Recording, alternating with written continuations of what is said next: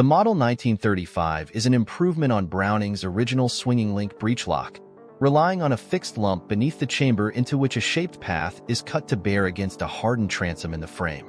As the barrel moves back, the shaped path pulls it down to disengage the lugs from the slide.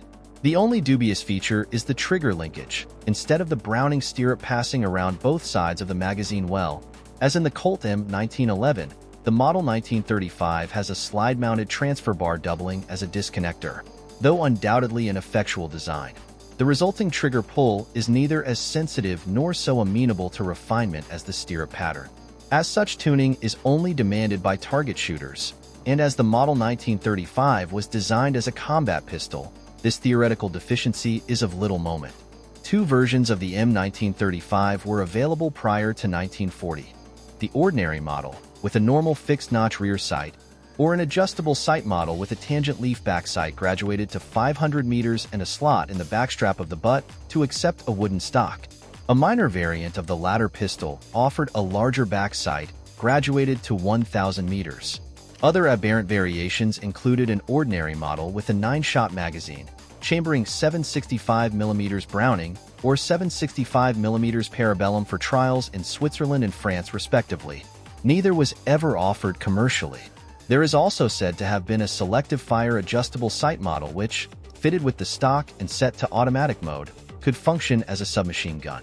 The T-Series is the first external extractor Browning high power.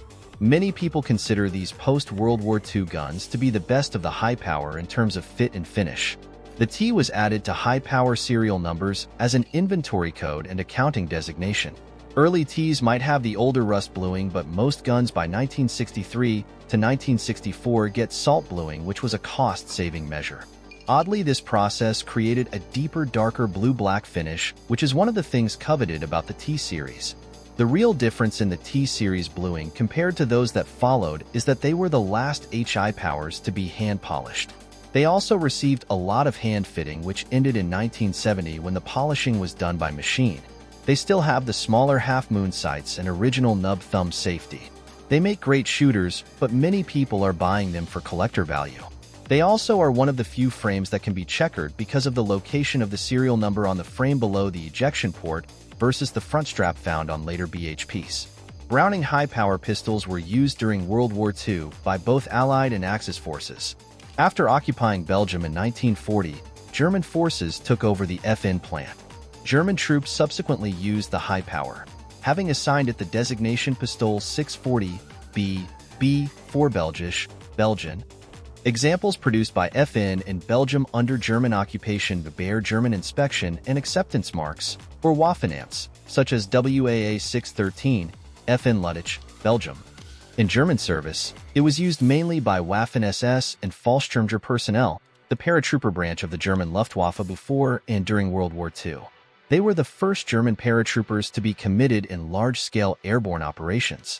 There were made in 765mm Parabellum, 40 Smith & Wesson, and later in 357 Zig. It was the first pistol to incorporate the magazine cutoff safety. This is the last pistol model designed by John Moses Browning in 1923, later improved by Dieudonné Joseph Save.